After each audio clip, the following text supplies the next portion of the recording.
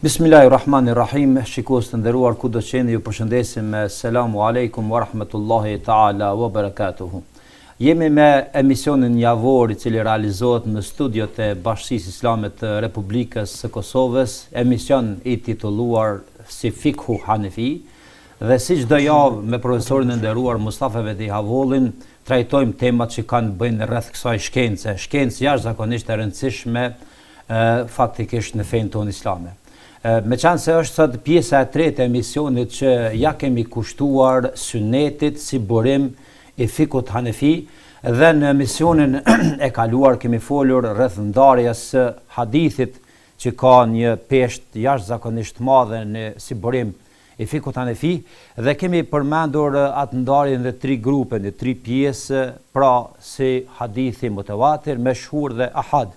Meqense kemi folur gjersisht dhe kemi shpjeguar profesorin nderuar I ka shëruar jashtëzakonisht bukur rëndësinë, peshën dhe se çfarë nënkuptoi me hadithin mutawatir dhe meshhur, me tekst veçantë sot do të vazhdojmë tek hadithi ahad, por për lehtësim ndaj shikuesve gjithë atyre që na përcjellin mos më u kthy edhe një herë mbrapa në emisionet e kaluar dhe për të kuptuar se çfarë nënkuptoi me hadithin mutawatir dhe meshhur, neve I dëshirojmë mirëseardhje profesorin nderuar dhe profesor pak fillim para se të kalojmë te hadithi ahad, shkurtimisht edhe një sqarim rreth hadithit mutawatir edhe hadithit meshhur. Bismillahirrahmanirrahim, alhamdulillahi wassalatu wassalamu ala rasulillahi wa ala alihi wa man walahu ila yawmiddin wa ba'd. Neve në trajtesën e fundit kemi përmend ndarjen e hadithit sipas rrugëve të transmetimit. Do të thotë ky këndvështrim I veçantë që dietarët e hadithit dhe dietarët e usul e fikut e kanë shiquar. Ndarja që neve e kemi bën në javën e kaluar në realitet është ndarja që e kanë bën dietarët e usul e fikut të mëdhëbit Hanefi. Ajo megjithatë ka dallim dhe nuk është krejt njëjtë me atë që e praktikojnë dietarët e mustalahul hadithit ose shkencës së hadithit ose muhaddithinët. Kur fjalat e hadithit mutawatir, përderisa neve po mundohem në sqarim të shkurtër me e bën, në mënyrë që gradualisht tani me kalue të ndërlidhen faktikisht kuptimet mes. Po, se si termina duhet me mundohemi të kufizuar që me pa deri ku vepron, deri ku ka shtrirë hadithi mutawatir, dhe deri ku fillon me marr tash po bajrakun ose fusha e shtrirjes së hadithit meshhur, dhe në fund me na u do qartë me kuptua hadithin ahad, sepse rreth të tretit, rreth këtij që do të fillojmë sot, inshallah do të kemi shumë tema që na ndërlidhen me të, në mënyrë që me I sqarua shumë problematika të cilat të tjerë po I shfrytëzojnë për me I kritikua Hanefit, që janë tozë tash këto janë veç vazhdimësie e disë shkaj që ka filluar shumë herët për kohës Imam Ebu Hanifës. Po, dhe me po, a kanë të drejtë apo nuk kanë të drejtë. Me hadithin mutawatir, për dijen shqiptuesve është I njëjtë edhe te dietarët e hadithit edhe te dietarët e usul fikut të mëdhëbit tonë. Do është parafërsisht e njëjta. Janë kompakt rreth. Kompakt, po. Do të hadithi mutawatir, neve kur flasum për hadithet, do të shqyuesi I thjesht do të me kuptua që neve po na intereson forma e verifikimit të lajmit, informatës që na është përcjellë përmes transmetuesve. Çaj lajmi, informata është hadithi ose thonja e pejgamberit alayhis salam ose puna e pejgamberit alayhis salam ose pëlqimi I pejgamberit alayhis salam. Do të na po do me verifikua që çaja që po na transmetohet, çaj lajm, që po I thum hadith, sa është I sakt dhe sa nuk është I sakt. Këtë e shohim dhe e verifikojmë nëpërmes rrugëve të transmetimit. Kur ten dëgjuesi, të atij që I bartet lajmi, nuk mbetet asnjë pikë dyshimi se ajo që informacioni lajmit që është afruar është I sakt, atëherë është mutawatir. Kjo është, me thonë, ma thjesht. Do të kur të vjen ty në informat dhe informatën ta përcjellin numër aq I madh njerëzve, sa që ti nuk dyshon se ai lajm, ai informat është e sakt, atëherë e formës së prerë, saktësi, bindje, besueshmëri e formës së prerë se ai lajm është çashtu, atëherë kemi të bëjmë me mutawatirin. Për ta mutawatirin gjitha brezët do të më kon kjo besueshmëri e këtij niveli. Do të numri I sahabëve që e bartin deri te gjenerata e dytë tabiint, do të më kon aq i madh saqë të tabiint mos me met asnjë dyshim që sahabët e kanë dëgjuar pe pejgamberit alayhis salam hadithin e caktuar. Dhe gjenerata e dytë me përcjell te gjenerata e tretë në njëjtën formë. Do të numerikisht aq numër të madh saqë mos me pas dyshim gjenerata e tretë që ai është thonje ose ai lajm, ai informata, ai thoni pe pejgamberit alayhis salam është e saktë. Kur bindja është i këtij niveli dhe është në formën e prerë, atëherë kemi të bëjmë me hadithin mutawatir, i cili siç kemi thonë është i nivelit të Kuranit në dispozita dhe në besueshmëri. Zgjidhoj mos me besue. Se siç ka thonë Imam Sarhasiu, disa thonë Sarhasiu, është për njëjtin personalitet, është njëri prej dietarëve më të mëdhenj me thënë beton, ku thotë suneti i pejgamberit sallallahu alajhi wasallam është mujibun lil amal. Sa i përket a duhet me veprua, mos me veprua me sunet, s'ka diskutim. Ajo është obligative të pasohet dhe të punohet të veprohet sipas tij. Lakin në shubha fi naql. Mirpo dyshimi është tani mbartje. Do të s'ken bëjmë se do të vallai që po refuzohet hadithi pe asnjë dietari të mirëfill. Po transmetimi i caktuar i një hadithi të caktuar për shkak të transmetuesve ose formës që na është transmetuar, atëherë dietarët e lamive për kodse eminent, atëherë janë ata të cilët vendosin, po gjithëherë të mundua me bot pamundshme që hadithi, masi është orë në transmetuar në amë hadith me pranue. Po kur e shohin që praktikisht ato parametrat që i kanë parapoha për me esit, që mos më bërë diçka në emën të pejgamberit e me kone e rajshme, sepse ky interesim ka qenë shumë i madh. Atëherë praktikisht kanë parapo kushtet caktuara të cilat ne do t'i përmendim më vonë. Po kur e kemi fjalën te mutawatiri është i tillë. Do çdo hadith i cili është bërë në këtë formë, besueshmëria e nivelit të prerë dhe ai që mohon konsiderohet si me mohu Kur'anin. Për ata është shumë e ndjeshme çështja. Mirpo gjithashtu na duhet me e pranue e sidomos hadithe thonjet pejgamberit alayhis salam, këtij rangu kemi shumë pak. Unë s'po hitash me ndotash hadithin që kemi do, hadithin mutawatir lafdhi edhe manevi, për arsye se kush don me ndëgjuar detalet, mund të më trajtesën e emisione të tjera vetë që ka paraprik këtij emisioni ose suneti 2 praktikisht se sot këto është i tretë. Pjesa e dytë. Tash e kemi pjesën e tretë, tjetër pjesën e dytë. Meshhuri është specifike hanefive. Disa mundën me thonë, po meshhurin e lexojmë edhe te muhadithinët. Po meshhurit e muhadithinët ka dallim prej meshhurit të hanefit. Me qenë se te mutawatiri s'pa dallim, janë gjithë kompakt, te meshhuri ai që ka kuptuar mutawatirin drejt, meshhurin na vjen lehtë me e kuptuar. Për çka? Se ta mutawatiri është kur numri i sahabëve që bartin informatën për pejgamberit alayhis salam te gjenerata e dytë është aq i madh saqë ofron bindjen e formës së prerë që ai informat është i saktë, ai hadith është i saktë, ai fjalë është e saktë që ka thënë pejgamberi alayhis salam. Edhe te gjenerata e dytë tham, do të më kon numri i njëjtë që ofron bindjen e formës së prerë, edhe e bartin te gjenerata e tretë. Edhe gjenerata e tretë do të më kon në njëjtit nivel. Pse s'po përmendim gjenerata të tjera, për arsye se mas gjeneratës së tretë hadithi është shkruar. Edhe praktikisht tani mos ka rëndësi gjithçka është letër, pastaj gjithçka është mutawatir në sekondë drejt me çuj tani. Po kjo është ajo faza fusha që duhet me koncizitet me shqyuar. Nëse kemi kuptuar këtë, atëherë dallimin mes meshhurit edhe mutawatirit është vetëm te gjenerata ose te brezi i parë. Sipas hanefive, hadithi meshhur është kur pejgamberit alayhis salam e transmeton një numër i vogël i sahabëve që se mrrin rangun e mutawatirit. 1, 2, 3 po jo mutawatir. Po pastaj pe tyne këtë hadith e merr numër aq i madh i brezit të dytë tabiinëve saqë janë i rangut mutawatirit. Dhe përcjellet te brezi i tretë po me atë numër dhe ky është meshhuri. Që do të thotë meshhuri te hanefit është sikur mutawatiri on 2 brezet, përveç brezit të parë. Po përderisa brezi i parë është veçuar me të qenërit shokët pejgamberit alayhis salam, besueshmëria dhe mundshmëria e gabimit është e vogël, atëherë hanefit e kanë trajtuar në dispozita në të gjitha fushat dhe rrafshet e kanë trajtuar sikur mutawatir. Është edhe logjikshme faktikisht. Do të i vetmi dallim që dallon meshhurit me mutawatirin të hanefit është se kush e mohon hadithin mutawatir nuk konsiderohet musliman, ndërsa kush e mohon hadithin meshhur nuk i them që është dalë prej fesë, po e konsiderojmë katar të madh. Katar të madh. Do të kjo është vetëm si dallim që përmendet.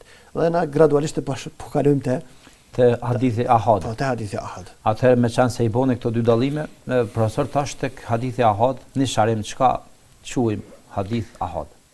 Hadithi ahad do të vet roja e fjalës ahad, për ahad ose wahid, vjen në kupton diçka që është i vetmuar dhe unikat një prej këtu është marrë kjo fjalë dhe është emërtuar kjo kategori e hadithit, për arsye se rrugët e transmetimit zakonisht është rrugë e vetmuar.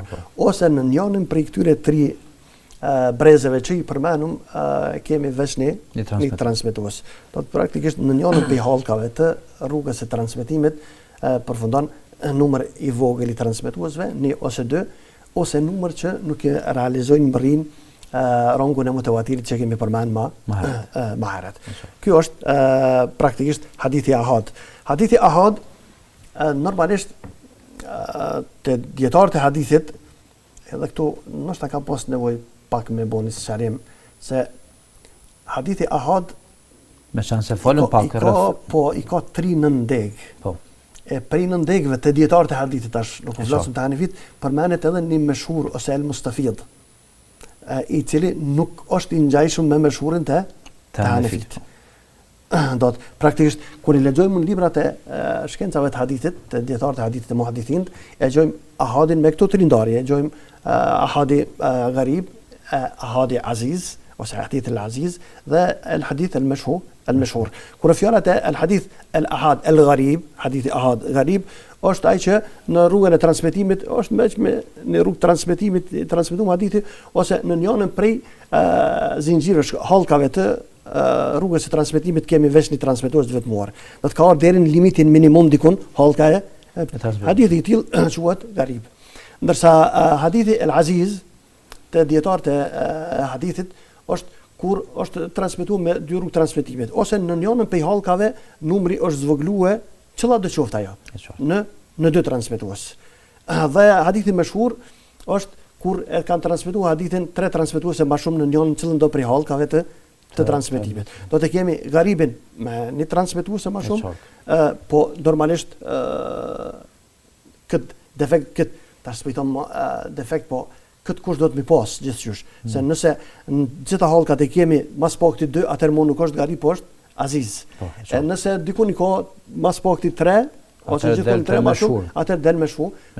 Po ky meshhuri që është te dietarët e hadithit nuk është i njëjtë sikur te meshhuri të fikut Hanefit. Po, cili është dallimi kryesor? Dallimi kryesor është se krejt këto çaj përmenëm si ndarjet e dietarët e hadithit, se në ndeg të hadithit ahad, të gjitha mundën me kon hadithe sahiha, mundën me kon hadithe hasan, edhe mundën me kon ndaj hadithe të dobta. Që nën kupton edhe meshhuri sipas dietarëve të hadithit mundet me kon hadithi hadithi dobt. Ndërsa meshhuri të Hanefit mundet me kon hadithi dobt. S'ka shans. Jo, për ata kur thon Hanefit kjo është hadith meshhur, do të praktikisht ai ka te kaluar vlerësimin, do të nuk i nështrohet më vlerësimit të dietarëve të hadithit. Ky hadith është sot transmetues, ka transmetues se kanë bërë për arsye se dobësia e tina, nëse kam drejt me thonë, është pak më i dobët s'është si mutawatiri vetëm në hallkën e parë. Po përderisa edhe dietarët e hadithit kanë pranuar që ky është mendimi që mbizotron, se krejt sahabët janë të drejtë dhe të pranueshëm, të besueshëm në rivajet, atëherë ata nuk i nënshtrohen kritereve të shkencës së jarh wa ta'dil ose vlerësimit të transmetuesve, sepse ai ka vetë Allahu xhaleshanu i ka vlerësuar si të besueshëm dhe që ka qenë i kënaqur me ta, dhe kjo te ehli sunna wal jamaat është trajtuar te gjitha medhebet praktikisht, thuajse pa dallim dhe pa divergjenca. Kështu që kjo është një ndarje te hadithi ahad te muhaddithin. Po ajo që neve i mbetemi dhe do të vazhdojmë është se e kemi hadithin mutawatir, hadithin mashhur si pas Hanefi, dhe hadithin ahad. Hadithi mashhur të Hanefit nuk është sigur hadithi ahad, këto e përmena në mënyrë që edhe disa prej kolegëve kur lexojnë literaturë do të më pa ku po lexojnë. Nëse lexojnë literaturë të muhaddithinëve, mustalahul hadithit ose librat e usul e fikut që zakonisht i kemi mësuar në vendet ku kemi studiuar, që asnjë nasion kon librat të Hanefive. Ja, do të kone kum vetë, gati asë njës kum taku dhe isët, gjitha ndaj ku kena studiu që kam posë në fakultet liber bazë, një liber që është i medhejbit Hanefi, për ata ju mungojnë, po informatat ma thjeshta ka njerë, ju mungojnë në këtë rafsh. Kështu që hadithi me shhur të Hanefit është hadith gjithqysh i pranueshëm dhe ai ofron, Hanefit i thonë, dijen që i ofrohet formës së prerë, nuk është krejt si mutawathiri, po edhe nuk është sikur ahadi. Sikur ahadi, se tash megjithatë me shot tash me mundu me saru pak reflektimi i kësaj ndarje që është bëhet. Pse e bëjmë këtë ndarje në realitet? Cila është fryti i kësaj ndarje? Po. Në dispozita. Kur e kemi fjalën te hadithi mutawatir, e përmendëm dhe sarum, ai ofron dijen, informatën, bindjen e formës së prerë që ajo që është transmetuar është fjala e pejgamberit ose hadithi i pejgamberit alayhis salam. S'ka me dyshuar. Po. Formës së prerë. Hadithi më shhur të Hanefit i ofron dijen, po jo në formën e prerë, do të flen zemra që ashtu është, mirë po megjithatë te sahabit mundet njerëzën. Mundet me kon dikush ka harru, diçka ka gabu, po do të ofër bindje së formës së prerë. Pra ata e kanë quajtur ilm at-tumanine.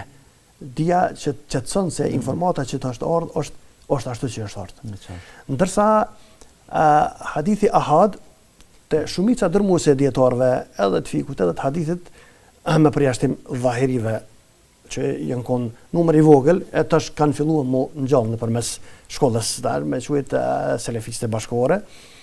Punon me thonë që edhe hadithi ahad ofron bindjen e formës së prerë se informata është e saktë. Në realitet, kjo s'përkon me realitetin. Se kjo veç kush i shajtnon transmitimet dhe transmetuesit. Sepse ai që studion shkencën e hadithit dhe transmetuesit dhe divergjencat e dietarëve të hadithit rreth transmetuesve, e sheh që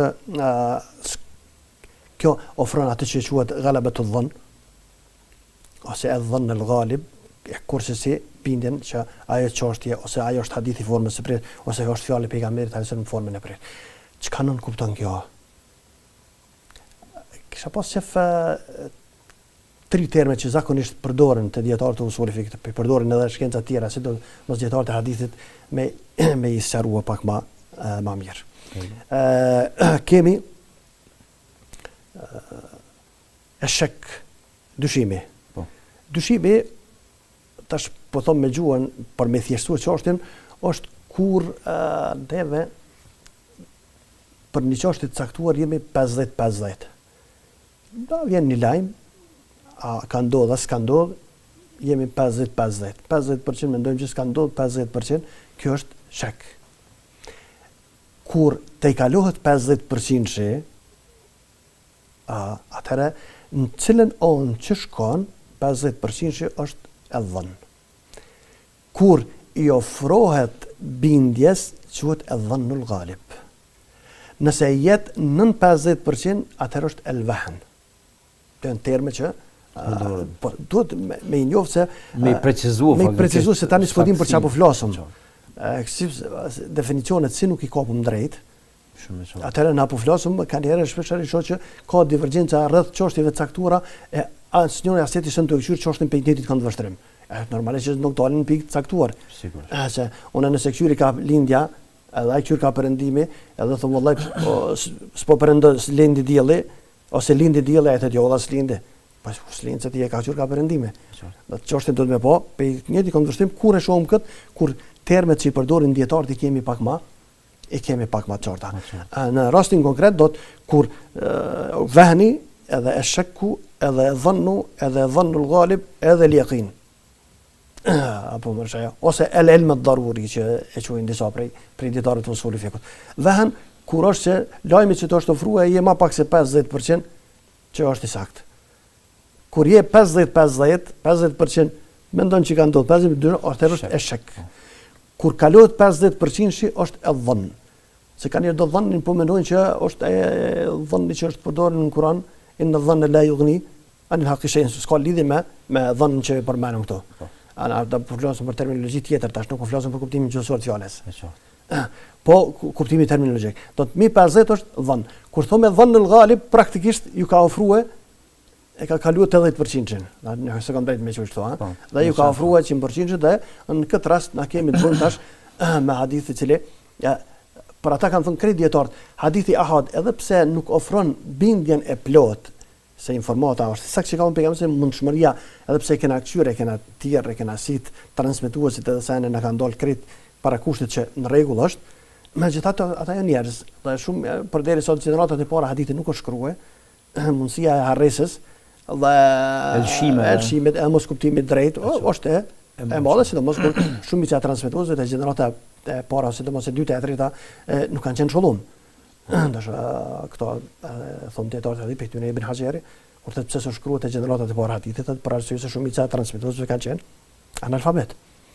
Ndoshta ai pa shkollum mundet me ndëgjuar diçka po mos me kap drejt, e thot me fjalë drejta, normalisht, po përderisa kjo është rëndësi edhe shtir shumë mesane, ofrohet bindja se ka kalu 50% edhe është e dhënë në ghalib e që i është ofrue, e ka kalu 80% e që mjafton me vepru si mbastina muamelat. Do të në dispozitat të jurisprudencës islame. Kjo është ajo që për ata krejt dietarët janë unik që hadithi ahad unik i vetmuari që e serum tash kur i plotson kushtet që duhet t'i plotësoj, pe tyre do të përmenim dhe do të kemi punë me to, sipas dietarëve të hadithit, sipas dietarëve të juristëve islam, atëherë praktikisht me të veprohet dhe nuk dyshohet, nuk është diskutabile a duhet të jetësohet në praktik, në dispozita apo, a të mbështetëm të në dispozita jo. Mjafton me kon hadithi sahih dhe praktikisht edhe nëse është ahad, sepse në realitet shumicën ndërmuese të sunetit e kemi ahad. Për këto hadithet mutawatir i kemi 3-4 libra që i kemi përmen, libri Imam Suyutit ka 2 libra, thotë që është ai Ketani, po megjithatë flasim për libra thas, po flasim për libra.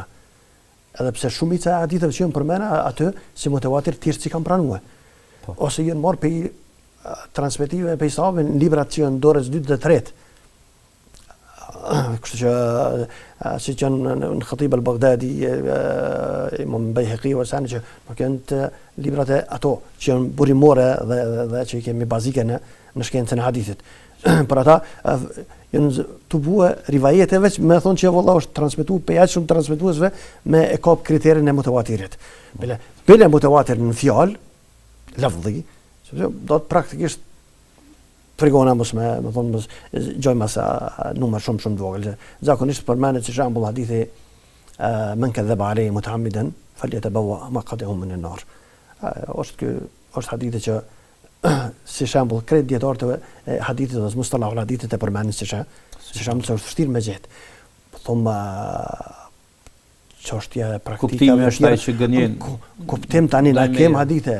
Po, u kuptimi i hadithit, po, men kadhaba alayhi ai që përgënjeshton do të ish shpik fjalës e vepër pejgamberit sallallahu se ka thonë se ka po pejgamberi sallallahu ka përgatitur vend në zjarr. Po, me fjalë tjera i ka përgatitur do të është pa pe thonë më të ashpra që pejgamberi sallallahu ka thonë që me ndal dhe me mbyll derën e haditheve të rrajshme dhe të shpikura që anëherë mas sahabëve praktikisht kemi pas me fatkeqësisht me bollok ose numër shumë të madh që dietarët e hadithit kanë kryer aq punë të mëdha në pastrimin e ndarjen e shopit pe sheqerit ose haditheve të rrajshme prej haditheve të pranueshme dhe klasifikimin e tyre o punë që në realitet është aq e madhe saqë vetëm ai që studion këtë fushë mundet me pa çfarë punë madhore është po.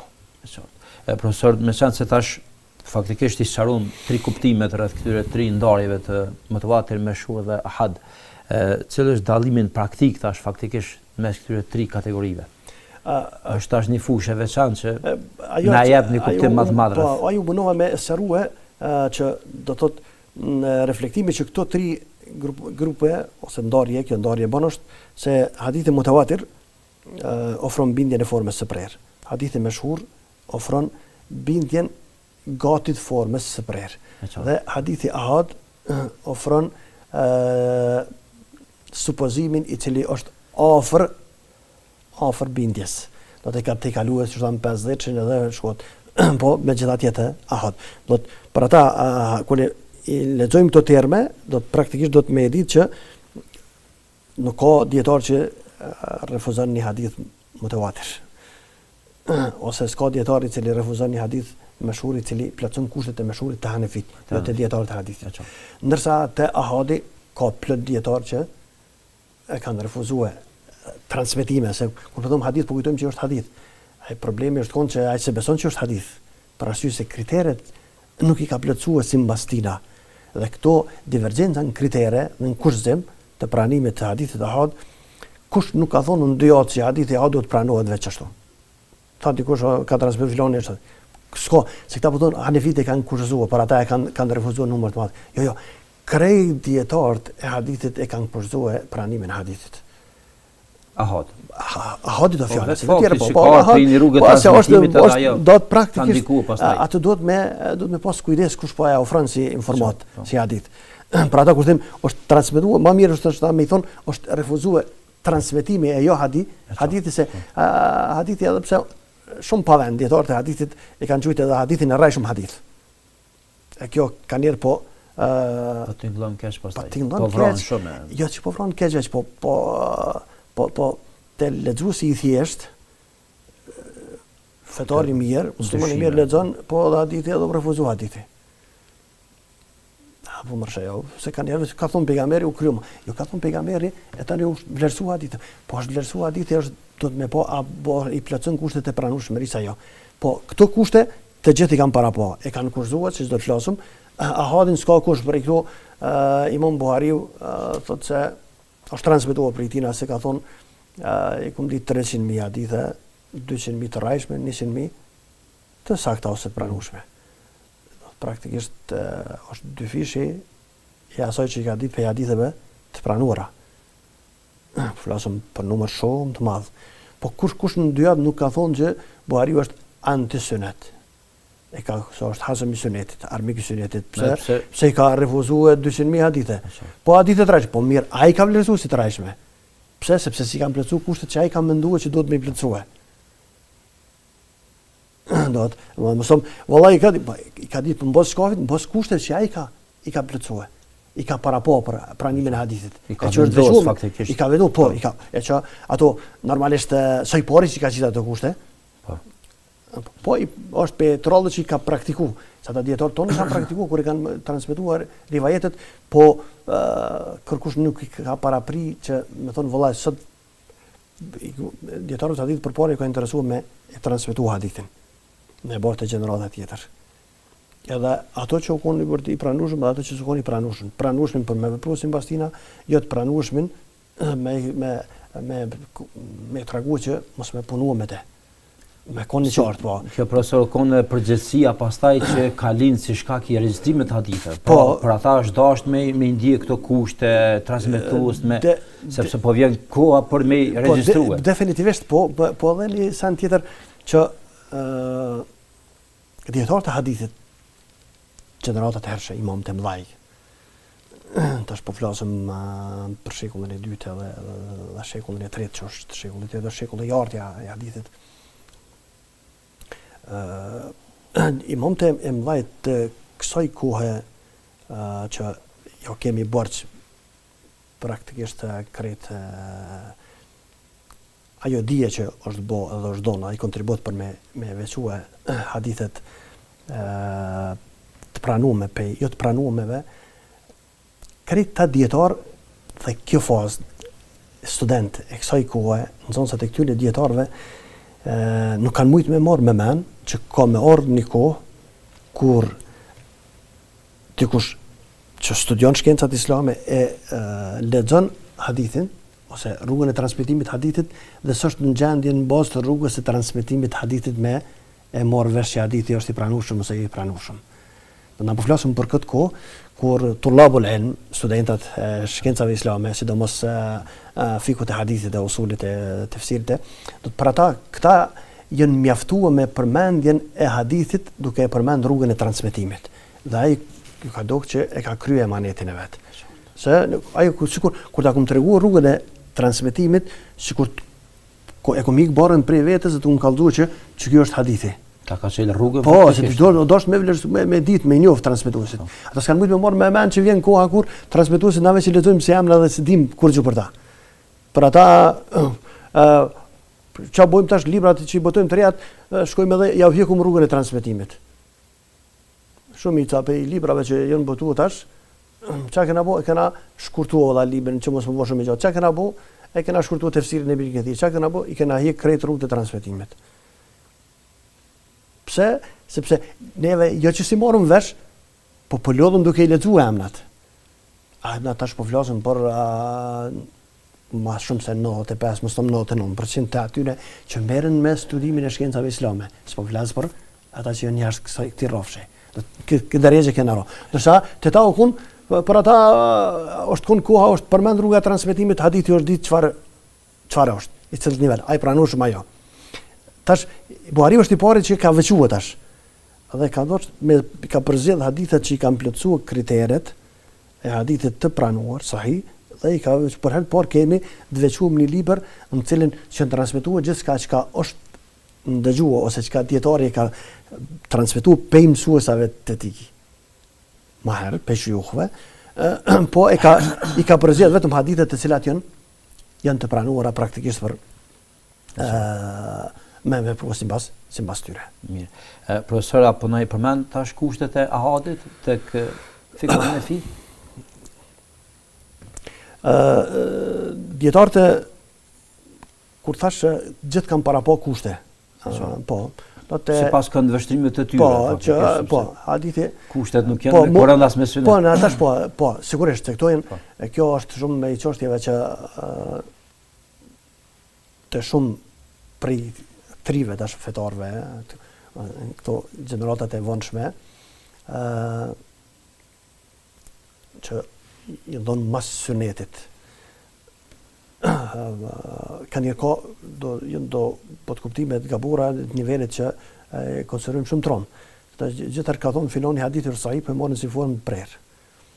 Bile para do dite të shfletuan qëto rjetet si informatat që po na vinë kanjere, njëni po e pyet, tash pe i trive, pe i selefive bashkohor, se ka gjetë telashe në hadith caktuar se disa prej imamëve që ata i kanë pranuar shumë, jo si pranojnë tonë, për njëtin hadith që Albani ka thonë pak më ndryshe, Abu Ishaq al-Huwaini ka thonë pak më ndryshe, një tjetër dietar al-Halabi rahmetullah që distash ka thonë pak më ndryshe, rreth një hadith kur ka divergjenca, tash ajo ron telashe.